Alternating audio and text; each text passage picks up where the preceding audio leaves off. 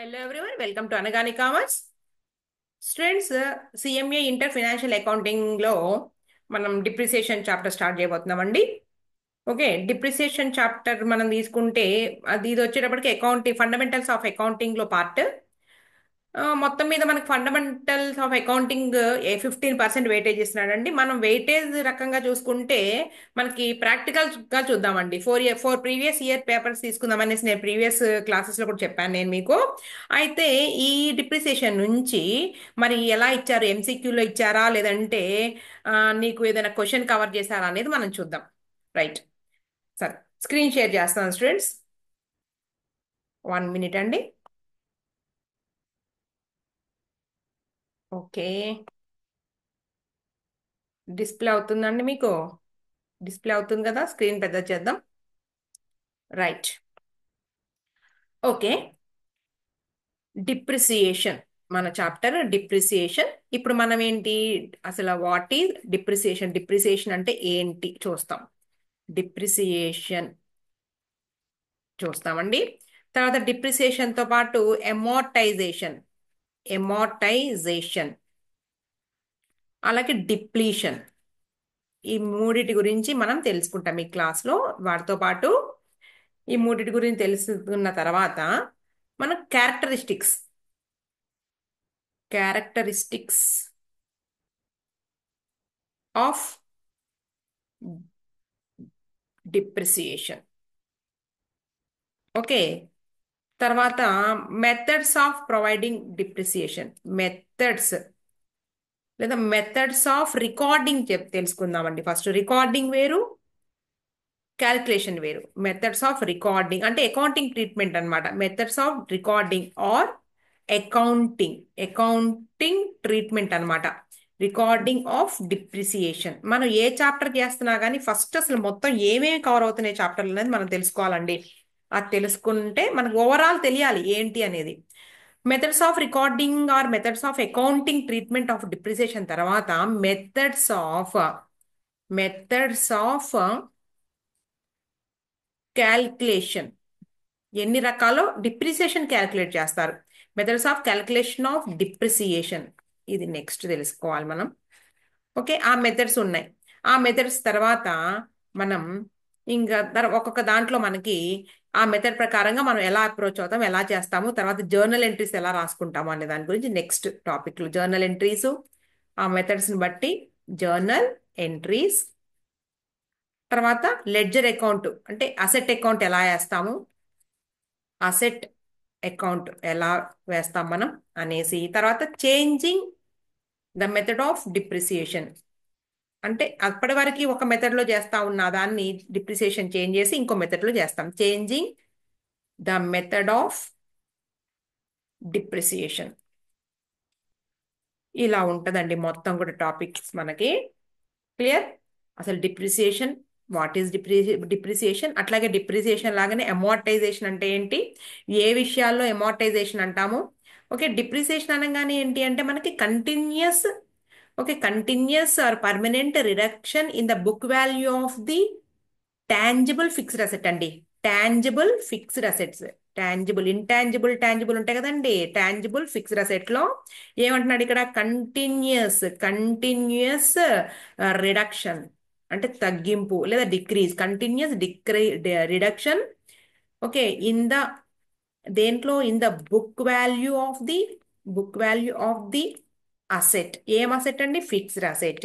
దేనివల్ల? Due to wear అంటే వాడకం వలన, వేర్ అండ్ టేర్.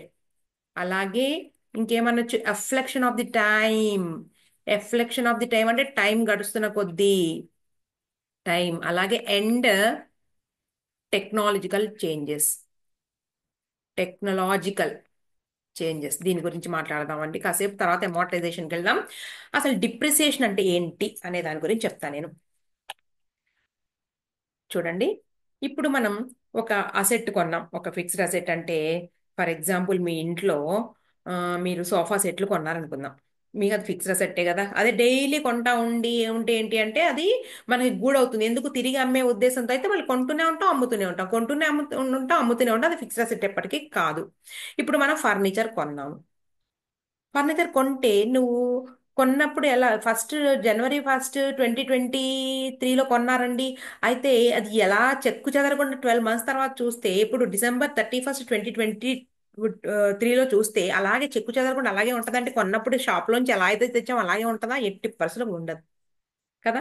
అంటే ఏంటి, ఎంతో కొంత డిప్రిసియేట్ అయిపోతుంది, అంటే ఎంతో కొంత పాత పడిపోతుంది అది. జస్ట్ రంగు పోవడమో లేదంటే ఇంకేదన్నా జరగడమో అట్లా. ఒక బైక్ కొనుక్కున్నాడు ఒక అతను. ఆ బైక్ ఒక సంవత్సర కాలం వాడిన తర్వాత సేమ్ కొన్న రోజున ఉన్నట్టే ఉంటుందా? ఉండదు, ఎట్టి పరిస్థితిలో ఉండదు. అంటే వాడకం చేత పాడైపోవచ్చు కొంచెం. అంటే పాడైపోవడం అంటే ఏంటి, వాడకం చేత దాని వాల్యూ తగ్గిపోవచ్చు.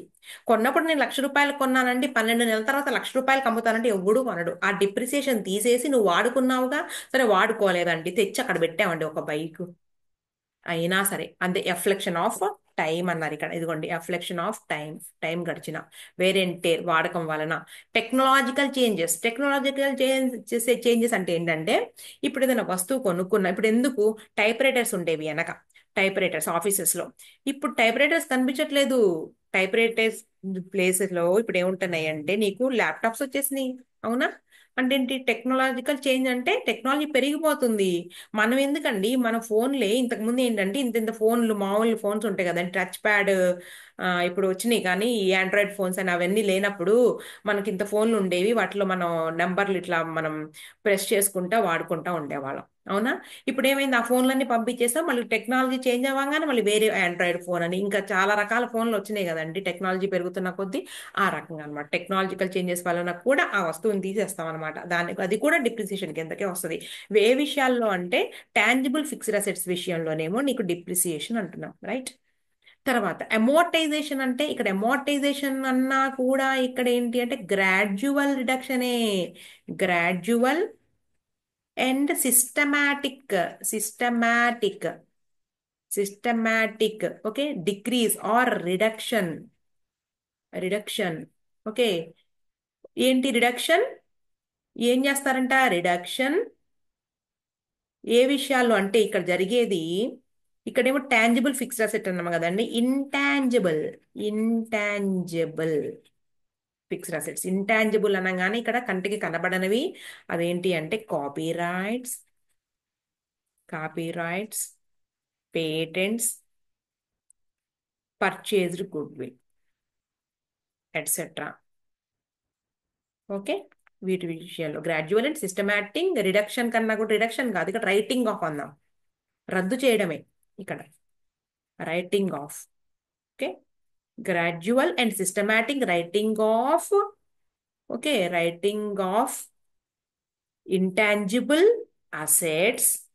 అసెట్స్ ఎలాంటివి అవి? కాపీరైట్స్, పేటెంట్స్, పర్చేస్డ్ గుడ్స్, ఇటువంటి విషయాల్లో జరిగేదాన్ని gradual and systematic writing off అంటారు. దాన్ని అమోర్టైజేషన్ అంటారండి. వీటిని ఏంటి, ఇంటాంజిబుల్ అంటే కంటికి కనబడినటువంటివి. డిప్లీషన్ అట. డిప్లీషన్ అనగానే ఇది ఎక్కడ జరుగుతుంది అంటే, ఈ డిప్లీషన్ అనేది క్వారీస్ ఉన్నాయండి నీకు, క్వారీస్, అలాగే మైన్స్. ఇప్పుడు బొగ్గు గనులు ఉన్నాయి. బొగ్గు గనుల్లో కోల్ కోల్ అనేది తీస్తూనే ఉంటారండి, ఎక్స్ట్రాక్టెడ్. అవునా? Extracted from coal mines. Coal ని ఎక్స్ట్రాక్ట్ చేస్తారు కోల్ మైన్స్ నుంచి. అప్పుడు ఏమవుతుంది, తరిగిపోతా ఉంటాయి. ఆ గనిలో, ఆ బొగ్గు గనిలో ఏమవుతుందంటే, తీస్తున్న కొద్దీ ఆ బొగ్గు అనేది తరిగిపోతా ఉంటది. దాన్ని ఏమంటారు అంటే డిప్లీషన్ అంటారండి. సో ఈ మూడు అండి, ఈ మూడు కూడా ఒకే దాని కిందకు వస్తాయి. ఒకటి ఏంటి అంటే డిప్రిసియేషన్, అమోర్టైజేషన్, డిప్లీషన్, ఈ మూడు పేర్లతో పిలుస్తాం మనం. ఇప్పుడు అర్థమైంది కదండి. ఇప్పుడు ఒక సంస్థను మనం తీసుకున్నట్లయితే, ఆ సంస్థలో ఒక ఫిక్స్డ్ అసెట్ కొన్నప్పుడు, ఆ ఫిక్స్డ్ అసెట్ కొన్నటువంటి వాల్యూ ఏదైతే ఉందో అది కంటిన్యూస్ రిడక్షన్. అంటే ఏంటి, బుక్ వాల్యూ ఆఫ్, మనం దాన్ని బుక్స్ లో ఎంటర్ చేసేటప్పుడు January 1న 10 lakh రూపీస్కి నువ్వు ఒక అసెట్ కొన్నానని నువ్వు ఎంటర్ చేసావు. ఆ 12 మంత్స్ తర్వాత, ఒక 1 year గడిచిన తర్వాత, నెక్స్ట్ ఇయర్ ఓపెనింగ్ బ్యాలెన్స్కి వచ్చేటప్పటికి అదేంటి అంటే 10 lakhs ఉండదు, డిప్రిసియేషన్ పోయి, అంటే అంత ఎంత పర్సెంటేజ్ డిప్రిసియేషన్ వాళ్ళు వాల్యూ కట్టారో అంతవరకు పోయి మిగిలిందని మనం చూపిస్తాం అనమాట. అదే డిప్రిసియేషన్. మరి ఈ డిప్రిసియేషన్ అనే దానికి కూడా ఎంత పర్సెంటేజ్ ఏంటనేది మనం నెక్స్ట్ చూద్దాం. Next characteristics of depreciation. Depreciation యొక్క క్యారెక్టరిస్టిక్స్ ఏంటి అవి చూద్దామండి. Next methods of recording of depreciation. Depreciation record చేసే పద్ధతులు ఏంటి?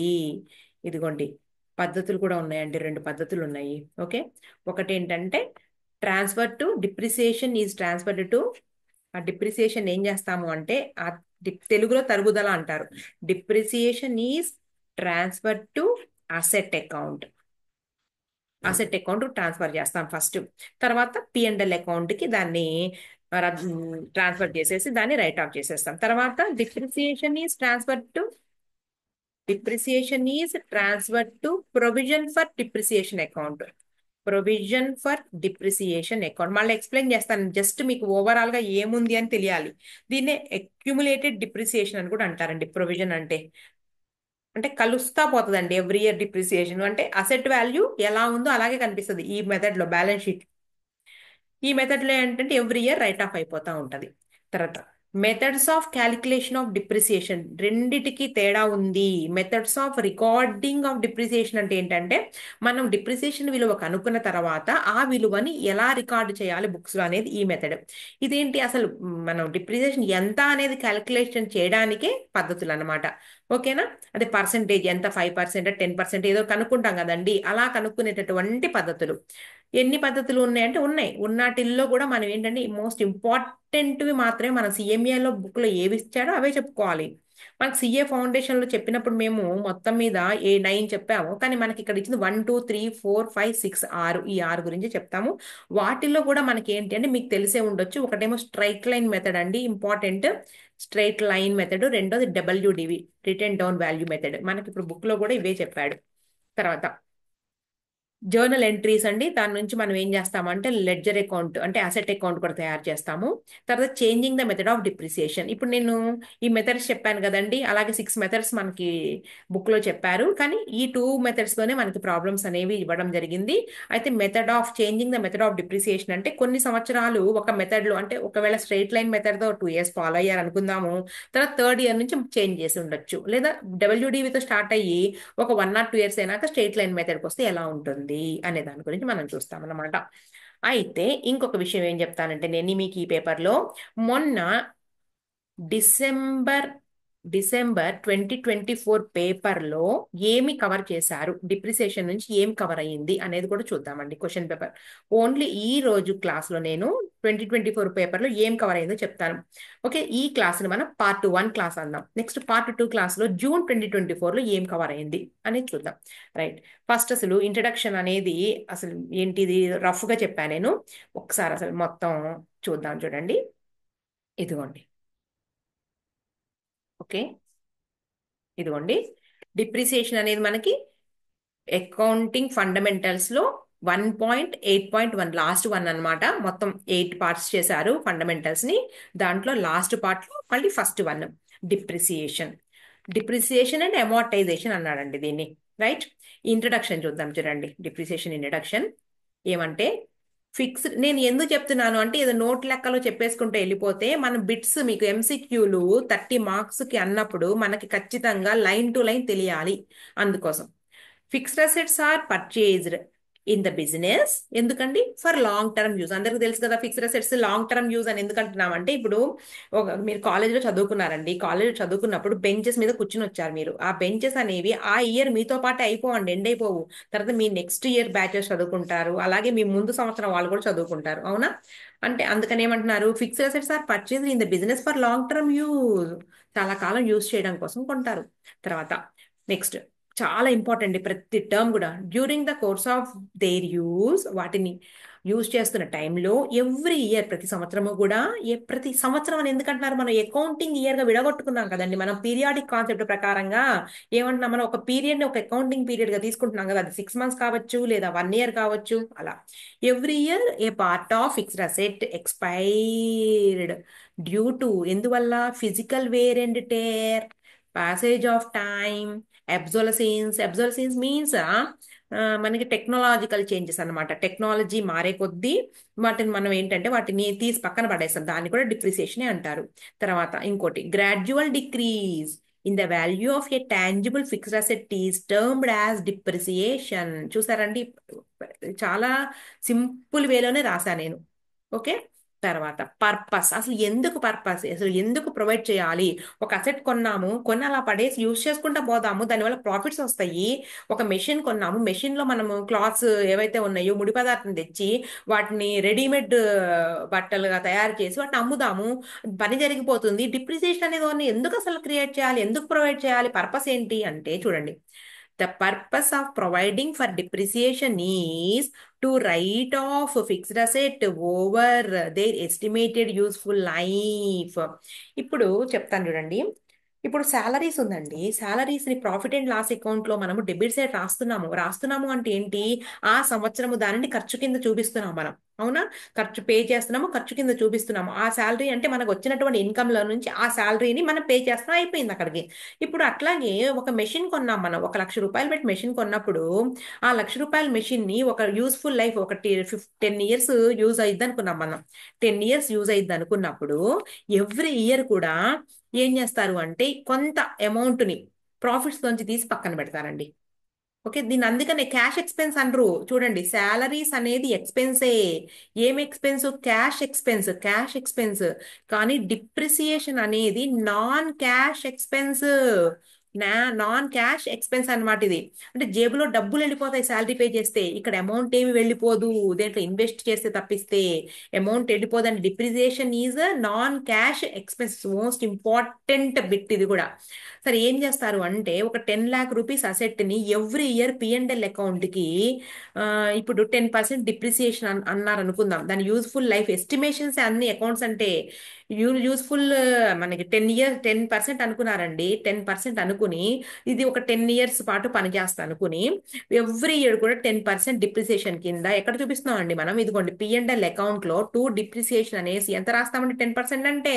ఒకవేళ స్ట్రేట్ లైన్ మెథడ్ అయితే 1 lakh రూపీస్ అంటే ఏంటి, వచ్చినటువంటి ప్రాఫిట్స్ నుంచి 1 lakh రూపీస్ వరకు మనం పక్కన పెడుతున్నట్టే కదండి. అవునా, ఎందుకు మేడం ఇదంతా ఎందుకు చేస్తారు అంటే ప్రతిదాన్ని కూడా ఎక్స్పెన్స్ కింద చూపించాల్సిందేనండి. దాన్ని మళ్ళీ ఒక్కొక్కసారి ఏం చేస్తారంటే దాన్ని దాదాపుగా డిప్రిసియేషన్ అలా ప్రాఫిట్స్ నుంచి తగ్గించుకుంటా వచ్చేసి మళ్ళీ ఆ అసెట్ అయిపోయిన తర్వాత దాన్ని దేంట్లో ఇన్వెస్ట్ చేసుకుని ఈ అసెట్ అయ్యే టయానికి మళ్ళీ కొత్త సెట్ ని తీసుకుంటారు. ఇంకో విషయం, ఇంకా ప్రాఫిట్స్ ఎక్కువ చూపించకుండా దానివల్ల యూజెస్ అంటారు మరి, దానివల్ల ఉపయోగాలు ఏంటి, ఉపయోగంలోకి వస్తుందండి. ఒక బెనిఫిట్ ఏంటో కూడా చెప్పనా. ట్యాక్స్ ఏదైతే ఉందో ట్యాక్స్ బర్డెన్ నుంచి తగ్గించుకోవడానికి ఏం చేస్తారు అంటే ఈ డిప్రిసియేషన్ ని నాన్ క్యాష్ ఎక్స్పెన్స్ చూపించడం వల్ల కూడా ఏమవుతుందండి, ట్యాక్స్ తగ్గిపోదా, ప్రాఫిట్స్ తక్కువ కనిపించవా. ఓకే, అదొక బెనిఫిట్. రైట్, ఇక్కడ ఏంటి purpose, the purpose of providing for depreciation is to writing off fixed asset over their estimated useful life. Okay, 10 సంవత్సరాలు ఈ 10 లక్షల సెట్ ఒక 10 సంవత్సరాల పాటు 10 ఇయర్స్ పాటు పని చేసిద్ది అనుకున్నారు. 10% డిప్రిసియేషన్ అనేది క్యాల్కులేట్ చేసుకుంటా 10 ఇయర్స్ పాటు రద్దు చేసుకుంటా వెళ్ళిపోయారండి. అంటే వచ్చినటువంటి ప్రాఫిట్స్ లో ఒక రకంగా 1 లక్ష రూపాయలు పక్కన పెట్టుకుంటా 10 ఏళ్ళు వెళ్ళారు అంటే 10 లక్షల రూపాయలు పక్కన పెట్టినట్టే కదండి. అందుకే over a period of time. Okay, ఆ సంవత్సరంలో జరిగినటువంటి శాలరీ అయితే ఏం చేస్తున్నాము, లేదా ఏదైనా అదేంటి ఏదైనా రెంట్ కావచ్చండి, ఏదైనా కానీ అడ్వర్టైజ్మెంట్ ఎక్స్పెన్సెస్ కానీ ఎలాంటివైనా అదేంటి ట్రాన్స్పోర్టేషన్ ఎక్స్పెన్సెస్ కానీ ఆ ఇయరే రైట్ ఆఫ్ చేసేస్తున్నాం, ఆ ఇయరే తీసేసుకుంటాం మనం ప్రాఫిట్స్ నుంచి. కానీ దీన్ని ఏం చేస్తున్నామంటే over a period of time estimated useful ఏమో 10 ఇయర్స్ అట్లా అనేసి ఎస్టిమేట్ చేసుకుని తగ్గించుకుంటా వెళ్తారు అనమాట. అది ఓకే, పర్పస్ అది. నెక్స్ట్ ఇంపార్టెంట్ నోట్ చెప్పాను ఇక్కడ ఏంటి అంటే depreciation is charged on all fixed assets except land మీద ఉండదు. ఎందుకు అంటే ల్యాండ్ అనేది లిమిటెడ్ అండి, లిమిటెడ్. ఓకే, భూమిని సృష్టించలేం, లిమిటెడ్. అలాగే because it has infinite life అంటే తరుగుదల, డిప్రిసియేట్ అనేది అవ్వదు, ఇన్ఫినిట్ లైఫ్. అలాగే అది లిమిటెడ్ కాబట్టి ల్యాండ్కి డిప్రిసియేషన్ ఉండదు. రైట్, అందుకనే ల్యాండ్ అండ్ బిల్డింగ్ అంటారు చూడండి. క్యారెక్టరిస్టిక్స్ చూడండి. Depreciation is a reduction in the book value of fixed asset, తెలిసిందే. This reduction is permanent, gradual, it continuous. అంతేగాని ఒక సంవత్సరం డిప్రిసియేట్ అయిపోయింది తర్వాత సంవత్సరం లేదు అనడానికి లేదు. ఓకే, ఎవ్రీ ఇయర్ ఉంటుంది కంటిన్యూస్ గా. తర్వాత ఇక్కడ చెప్పాను చూడండి క్లియర్ గా, డిప్రిసియేషన్ ఏ అసెట్స్ ని డిప్రిసియేషన్ అంటారు, అలాగే ఏ అసెట్స్ ని అమోర్టైజేషన్, ఏ అసెట్స్ డిప్లీషన్ అంటే చూడండి. డిప్రిసియేషన్ అనగానే డ్యూ టు ఫిజికల్ వేరియంటే దేని వల్ల, పాసింగ్ ఆఫ్ టైం అండ్ అబ్జోలసెన్స్ అంటే టెక్నాలజికల్ చేంజెస్. తర్వాత అమోర్టైజేషన్ అంటే చూడండి గ్రాడ్యువల్, ఇందాక చెప్పాను కదా, gradual and systematic writing off writing off intangible assets over estimated useful life. అవేంటి example? Patents, copyrights, goodwill. వీటి విషయంలో ఏమంటారు అంటే రైటింగ్ ఆఫ్, వాటిని రద్దు చేయడమే. అది ఇంటాంజిబుల్ అసెట్స్ అనమాట అవి. తర్వాత depletion means quarries and mines విషయంలో బొగ్గుని వెలుగు తీస్తా ఉంటే అవి అంతరించి తరిగిపోతా ఉంటాయి. అది వాటిని డిప్లీషన్ అనాలి. Depletion is the value of wasting assets extracted from quarries, mines etcetera. వాటి విషయంలో డిప్లీషన్ అనాలండి. రైట్. తర్వాత మెథడ్స్ ఆఫ్ రికార్డింగ్ డిప్రిసియేషన్. ఇందాక నేను ఇవన్నీ కూడా జస్ట్ చెప్పినవి, ఇవన్నీ కూడా methods of recording depreciation or accounting treatment of depreciation అని కూడా అనొచ్చు. There are two alternatives. రెండు రకాలు, ఏ పద్ధతి అయినా కానీ ఫాలో అవ్వచ్చండి సంస్థ. ఫస్ట్ ఏంటి? డిప్రిసియేషన్ ఈ charge to the asset account. Asset account కి డిప్రిసియేషన్ ఛార్జ్ చేస్తే ఎలా ఉంటుంది అంటే, డిప్రిసియేషన్ అనేది ఎక్స్పెన్స్ కాబట్టి, డిప్రిసియేషన్ అది అనేది ఏంటి లాస్ కింద చూపిస్తారు కదా. Depreciation account debtor to asset account రాస్తారండి. ఓకే, అసెట్ అకౌంట్ కి రాస్తారు. Depreciation account debtor to asset account. ఈ accounting year end of the accounting period కి ఈ డిప్రిసియేషన్ ఏం చేస్తారు అంటే పిఎండ్ఎల్ అకౌంట్ కి ట్రాన్స్ఫర్ చేస్తారు. P and L account debtor to depreciation account. అందుకనే కదా మనకు ట్రేడింగ్ అండ్ పిఎండ్ఎల్ అకౌంట్ లో డిప్రిసియేషన్ ని మనం ఇలా రాసుకుంటాం. P and L account debtor to depreciation account, debit side to depreciation రాసుకుంటాం. ఇలా ఉంటుందండి ఫస్ట్ మెథడ్ లో డిప్రిసియేషన్ రికార్డ్ చేసేటటువంటి విధానము. తర్వాత సెకండ్ వన్ వచ్చేటప్పటికి నీకు ప్రొవిజన్ ఫర్ డిప్రిసియేషన్ అకౌంట్ లో ఆర్ అక్యుములేటెడ్. అక్యుములేటెడ్ అంటేనే అర్థమవుతావాలి నీకు. ఎవ్రీ ఇయర్ అసెట్ అంటే ఏంటి? బ్యాలెన్స్ షీట్ లో మనం ఎంత పెట్టి కొన్నామో 10 lakhs అసెట్స్, ఈ సెకండ్ మెథడ్ లో నువ్వు 10 years పాటు అయినా సరే నీకు 10 lakhs కనిపిస్తా ఉంటది. నో చేంజ్ అనమాట, అసెట్ వాల్యూలో నో చేంజ్. కానీ ఎప్పుడు అది అక్యుములేటెడ్ డిప్రిసియేషన్? ఎందుకు అంటే ఎవ్రీ ఇయర్ డిప్రిసియేషన్ ఇప్పుడు 10,000 అండి ఫస్ట్ ఇయర్, సెకండ్ ఇయర్ వచ్చేటప్పటికి ఇంకో 10,000. ఓకే, ఈ 2 ఏళ్ల పాటు డిప్రిసియేషన్ ఎంత అయిందండి నీకు? 20,000 అయింది. ఇదంతా కూడా అక్యుములేట్ అవుతా ఉంటది. అందుకని ఏం చేస్తారంటే అసెట్ అకౌంట్ కి రైట్ ఆఫ్ చేయరండి, ఇలా రాస్తారు. Depreciation account debited, depreciation account debtor to provision for depreciation, provision for depreciation account రాస్తారండి. అర్థమవుతుందా మీకు? నెక్స్ట్ మళ్ళీ ఇది మామూలే, P and L account debtor to depreciation account. దీని అర్థం ఏంటి అంటే బిట్ అడుగుతారండి, ఎంసీక్యూలో వచ్చే బిట్టే.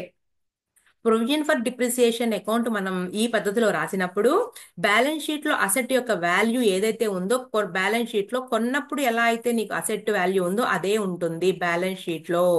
ఓకే, 10 lakh rupees మెయింటైన్ అవుతా వస్తుంది. మరి ఎప్పుడు మారుతుందండి? దాన్ని అమ్మేటేసేటప్పుడు దాని వాల్యూని చూసుకుని అప్పుడు మార్చుకుంటాం. క్లియర్? అర్థమవుతుందండి. ప్రొవిజన్ ఫర్ డిప్రిసియేషన్ లో ఎవ్రీ ఇయర్ కూడా నెక్స్ట్ ఇయర్ కి డిప్రిసియేషన్ పెరుగుతూ ఉంటుంది. ఆ provision for depreciation or accumulate అవ్వడం అంటే ఏంటి? లాస్ట్ ఇయర్ ది ఇయర్ తో కలవడం, ఇయర్ ది నెక్స్ట్ ఇయర్ తో కలవడం, మొత్తం అక్యుములేట్ అయిపోయి వస్తూ ఉంటది అనమాట. రైట్, ఇది సెకండ్ మెథడ్. నెక్స్ట్ అంటే ఈ మెథడ్ లో, ఫస్ట్ మెథడ్ లోనేమో బ్యాలెన్స్ షీట్ లో అసెట్ వాల్యూ తగ్గుతా వస్తుంది. ఈ మెథడ్ లో అసెట్ వాల్యూ కొన్నప్పుడు ఎలా ఉందో అలాగే ఉంటుంది. తర్వాత methods of calculating depreciation. Methods ఏంటి అంటే some of the most useful methods అన్నారు. ఇక్కడ ఏంటి అంటే చెప్పాను నేను, సిఏ ఫౌండేషన్ చెప్పినప్పుడు మేము 9 చెప్తాము. ఇక్కడ అవన్నీ లేకుండా only 6 methods. First fixed instalment method or original cost method or straight line method. ఇది తెలిసింది అందరికి. ఒకవేళ ఇంటర్ చదువుకుని వచ్చి సిఈసి ఆర్ ఎంఈసి గ్రూప్స్ చదువుకుని వచ్చిన వాళ్ళకి, ప్రతి వాళ్ళకి కూడా ఇది తెలుసండి. Fixed instalment method or original cost or straight line method, ఇది first method. Second one WDV అంటే మనకి ఏమంటున్నారండి? డబ్ల్యూడివి అంటే మీకు తెలుసుగా, మీకు డబ్ల్యూడివి. ఓకే, చూద్దాం. నెక్స్ట్ రెండోది వచ్చేటప్పటికి reducing balancing method. Next diminishing balancing method అంటే తగ్గుతా వస్తూ ఉన్నటువంటి విలువ మీద మళ్ళీ డిప్రిసియేషన్ క్యాల్కులేట్ చేస్తే ఇలా అంటారు. Okay, WDV, reducing balancing method and diminishing balancing method. Right. Next some of years digits method, some of years digits method. తర్వాత సింకింగ్ ఫండ్ మెథడ్, తర్వాత యాన్యుటీ మెథడ్, తర్వాత ఇన్సూరెన్స్ పాలసీ మెథడ్. ఓకే, ఇవి ఇంకా 4. మనకి CMA ఇంటర్లో 1, రెండోది 2, ఇవి మాత్రమే మనకి చెప్పారు. తర్వాత ఏమంటే ఆ 2 నేర్చుకున్న తర్వాత changing the method of depreciation, method of depreciation from one method to another method. Changing the method of depreciation from one method to another method. Okay. Return down value method, reducing balancing method and diminishing balancing method. ఈ 3 methods అనమాట. ఇదండి టోటల్గా మనకి ఈ రెండిటి గురించి మనం explain చేసుకుంటాం అనమాట. అయితే ఇప్పుడు నేను ఏం చెప్పబోతున్నానంటే, మన 2024 డిసెంబర్ పేపర్లో డిప్రిసియేషన్ గురించి ఇదిగో చూడండి ఎప్పటి పేపర్ ఇది, నేను ఇప్పుడు తీయబోతున్నాను. 2024 పేపర్లో నీకు డిప్రిసియేషన్ గురించి ఏం అడిగారు అనే దాని గురించి చెప్పి నేను ఈ క్లాస్ క్లోజ్ చేస్తానండి. రేపటి నుంచి మనం ఏంటి అంటే ఈ మెథడ్స్ ఆఫ్ డిప్రిసియేషన్ ఏదైతే ఉందో, క్యాలిక్యులేషన్ ఆఫ్ అండి, మెథడ్స్ ఆఫ్ రికార్డింగ్ కాదు, methods of calculation of depreciation లో ఫిక్స్డ్ ఇన్స్టాల్మెంట్ మెథడ్ లో ఎలా చేస్తామంటే నెక్స్ట్ క్లాస్ నేను తీసుకుని ఎక్స్ప్లెయిన్ చేస్తాను. ఇప్పుడైతే మనం ఒకసారి డిసెంబర్ 2024 పేపర్ చూడబోతున్నామండి. ఒక్క నిమిషం. ఓకే స్టూడెంట్స్, కనిపిస్తుందా, డిస్ప్లే అవుతుందా మీకు పేపర్? నేను ప్రతి క్లాస్లో ప్రతి చాప్టర్లో కూడా ఎంత వెయిటేజ్ వచ్చింది అనేది 4 పేపర్స్ నుంచి తీసుకుంటానని చెప్పాను. ప్రీవియస్ నా వీడియో చూస్తే తెలుస్తుంది. 4 క్లాసెస్ అంటే ఏంటి, 4 పేపర్స్ అంటే previous papers 2024 June and December, అలాగే 2024 June and December, 23, 24 papers previous papers లో, అంటే మొత్తం 4 ప్రీవియస్ పేపర్స్ లో ప్రతి చాప్టర్ ఎంత వెయిటేజ్ తో కవర్ అయింది అనేది చూపిస్తానండి నేను.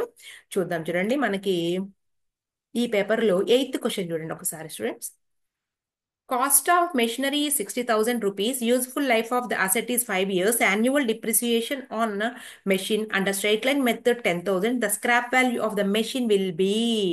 ఇక్కడ నిన్ను వాట్ ఈస్ ద డిప్రిసియేషన్ అనటల్లా, డిప్రిసియేషన్ ఎంత అనట్లా. ఆ, వాడే ఇచ్చేసాడు నీకు డిప్రిసియేషన్, యాన్యువల్ డిప్రిసియేషన్ కూడా ఇచ్చేసాడు, యూస్ఫుల్ లైఫ్ ఇచ్చేసాడు, ఓకే, కాస్ట్ ఆఫ్ మెషిన్ ఇచ్చేసాడు. నేను అడుగుతుంది ఏంటి, స్క్రాప్ వాల్యూ అడుగుతున్నారు, రైట్? నేను ఇంకా చెప్పలేదండి.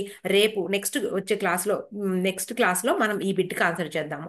ఓకే, దీంతో పాటుగా నీకు ఇంకో చోట వచ్చిందండి. అంటే ఏంటి, నీకు ఇది చేస్తే నీకు ఎన్ని మార్క్స్ వస్తాయండి? 2 మార్క్స్ వస్తాయి కదా. నువ్వు ఇప్పుడు ఈ చాప్టర్ వింటున్నావు అంటే 2 మార్కులు వస్తాయి. తర్వాత ఎక్కడ అంటే ఇంకో చోట కూడా ఉందండి. అంటే సెక్షన్ అంటే పార్ట్ బిలో, ఓకే, నేను ఇదంతా ఎక్స్ప్లెయిన్ చేశానండి, చూసుకోండి మీరు, మీకు ప్లేలిస్ట్లో పెట్టాను.